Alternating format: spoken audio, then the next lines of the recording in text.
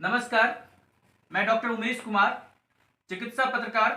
आप देख रहे हैं न्यूज बिहार एनी टाइम और हम पहुंचे हैं मधुबनी जिले के नगर निगम क्षेत्र में, जहां आज हम मुलाकात करते हैं डॉक्टर शिवानी से। डॉक्टर शिवानी फ्रेशर हैं, बीएचएमएस मेडिकल ग्रेजुएट हैं और एमडी एंट्रेंस एग्जाम को अभी क्रैक किया है। तो क्या संदेश है इनका, पहले इनका परिचय जानते हैं, फिर छात्रों के लिए क्या संदेश है जानना चाहेंगे। शिवानी जी। First of all, very thanks.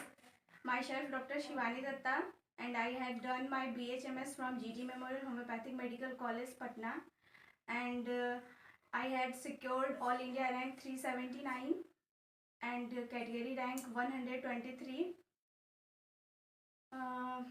MD entrance जो ये AIPGT है, जो कि 2017 से कंडक्ट किया जा रहा है। इससे पहले ये जो एग्ज़ाम है, ये डिफरेंट स्टेट में डिफरेंट स्टेट के अलग अलग एग्ज़ाम्स और कुछ पर्टिकुलर जैसे NIH हो गया या दिल्ली नेहरू होम्योपैथिक हो गया, तो इसके अलग अलग एग्ज़ाम्स कंडक्ट होते थे। बट अब ये AIPGT all India Ayush post graduate entrance exam जो है, ये 2017 से कंडक्ट किया जा रहा है। इस प्रिपरेशन के रिगार्डिंग स्टूडेंट को ये संदेश देना चाहेंगे कि ये जो प्रिपरेशन है, ये थ्रू आउट आप यूजी के टाइम से ही ये चीज़ कर सकते हैं।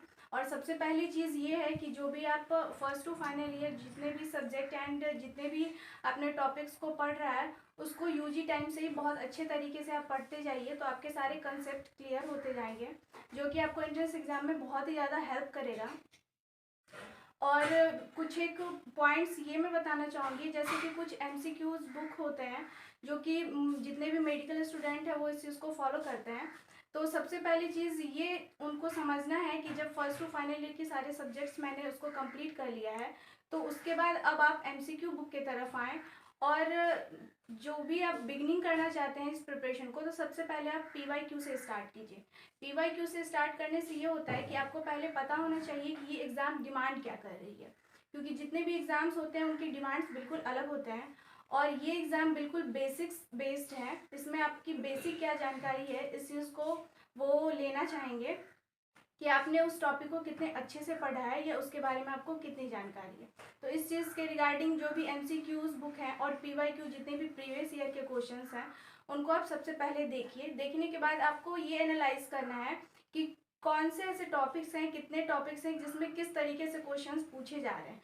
बहुत सारे ऐसे टॉपिक हैं जिनसे काफ़ी डीप लेवल का क्वेश्चन आ रहा है। वेरी फर्स्ट जब ये एग्ज़ाम कंडक्ट किया जाता था, उस टाइम में इस एग्ज़ाम के जितने भी क्वेश्चंस होते थे वो काफ़ी बेसिक्स होते थे। बट अब जो है ये काफ़ी डीपर लेवल पे जाते जा रहा है, तो कोई भी टॉपिक का आपको डीप नॉलेज होना चाहिए।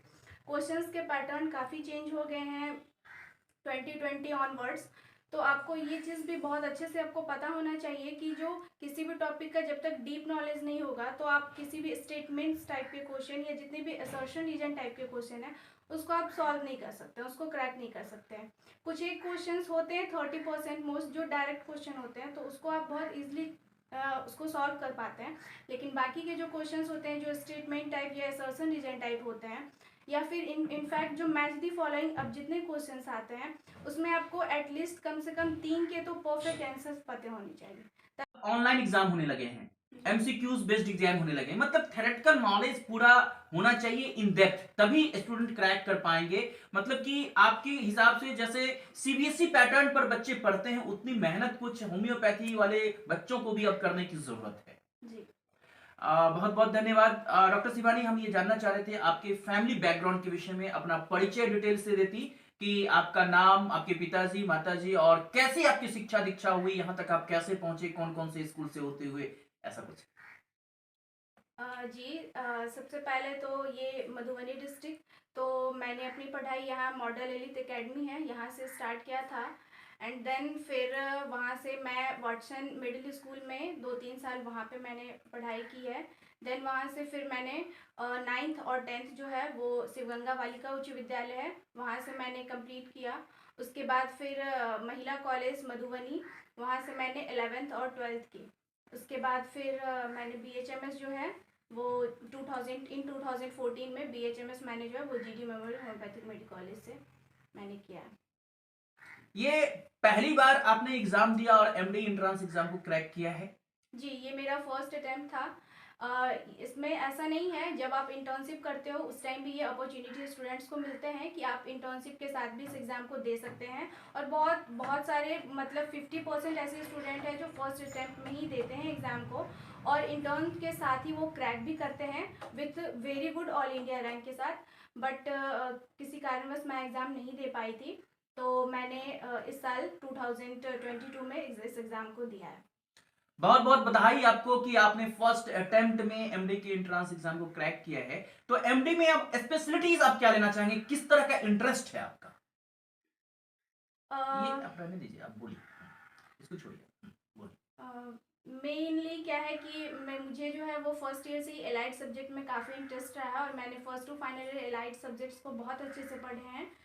लेकिन इसका मतलब ये नहीं है कि आप एलाइड को बहुत अच्छे से पढ़े हो, इंटरेस्ट है तो आपको होम्योपैथिक जो भी हमारे सब्जेक्ट्स हैं, चाहे वो मटेरिया मेडिका हो गया, फार्मेसी हो गया, रिपोर्टरी हो गया या ऑर्गेनल, ये बिल्कुल बेस्ड है, इसको छोड़ना नहीं है। क्योंकि अगर आप अपने 4 पिलर्स जो कहते हैं वो अगर आप छोड़ देते हैं तो फिर आगे की तरफ आप नहीं मूव ऑन कर सकते हैं, खास करके इस फील्ड में। तो इस सब्जेक्ट को तो बिल्कुल नहीं छोड़ना है।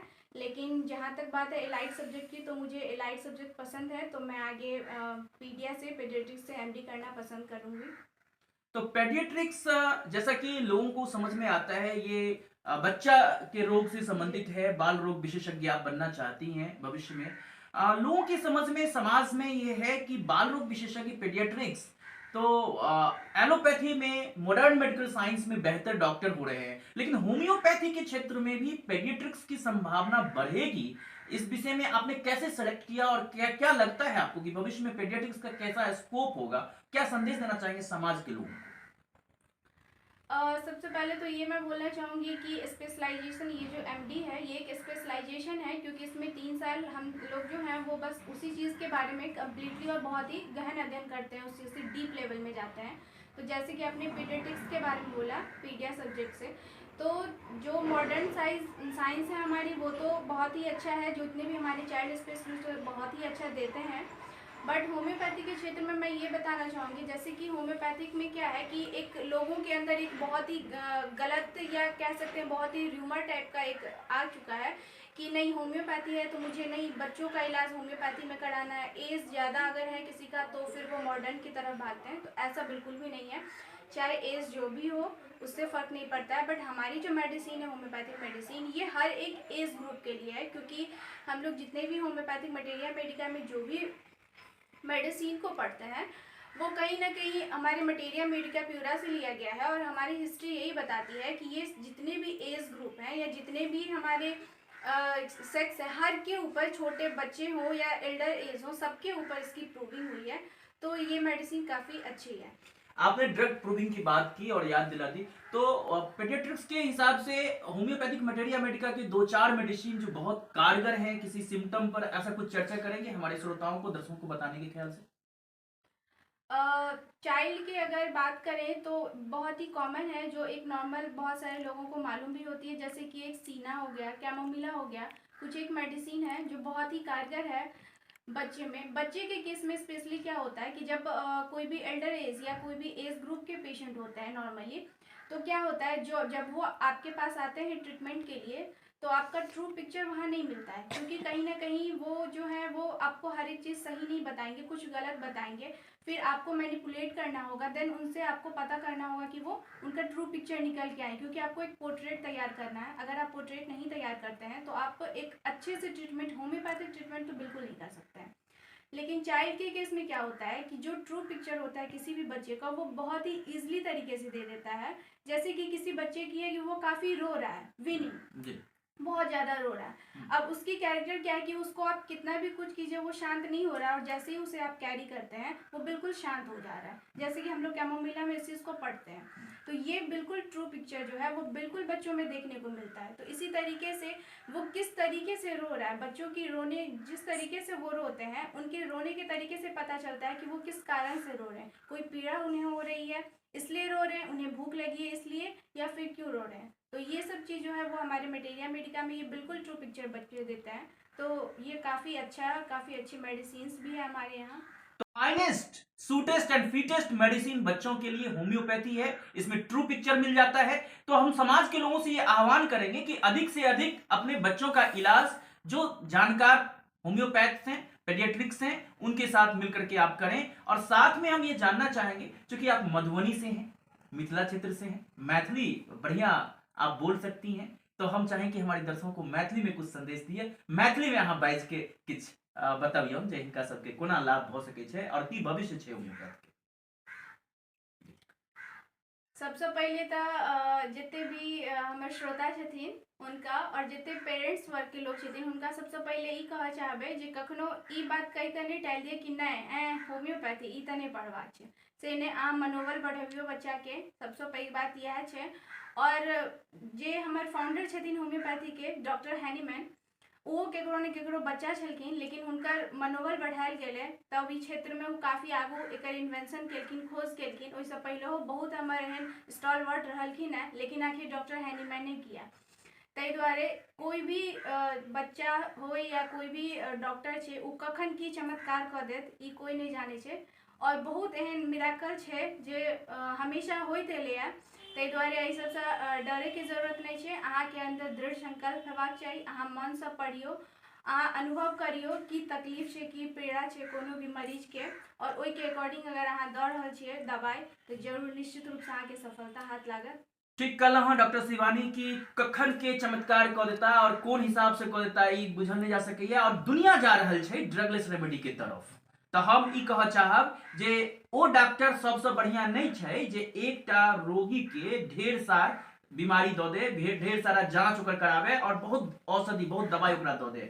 बढ़िया डॉक्टर ओ छै जे बहुत सारा रोगी के एकटा जांच कऽ के कम से कम दवाई दे, और कम से कम दवाई में कम से कम खुराक में ठीक कर दे। और एहि सिद्धांत पर होम्योपैथी बहुत सूटेड छै, बहुत फिटेस्ट छै। आब तो दुनिया योग और नेचुरोपैथ के तरफ बढ़ रही है, जहाँ दवाई दे के जरूरत नहीं है। तो आयुष चिकित्सा बहुत मजबूत हेतै से हम भविष्य में आशा करै छी। और डॉक्टर शिवानी संग के नवतुरिया सब, नया उमंग के, नया जोश के, नया उत्साह के डॉक्टर सब पैदा भ रहल छथि। BHMS डिग्री लॉ के जे MBBS के समकक्ष छै, निश्चित रूप से परिवर्तन हेतै, समाज में क्रांति हेतै, मजबूत बनतै, से हम अहाँ के बधाई शुभकामना दऽ रहल छी। और हम अपन परिचय से अहाँ के अपन दर्शक के सामने में कराबी जे हम अपने के ही कॉलेज से BHMS डिग्री प्राप्त हमू एक होम्योपैथ डॉक्टर छी। और बहुत बहुत बधाई जे समाज के लोग होम्योपैथ के आप एक्सेप्ट कर रहल छी।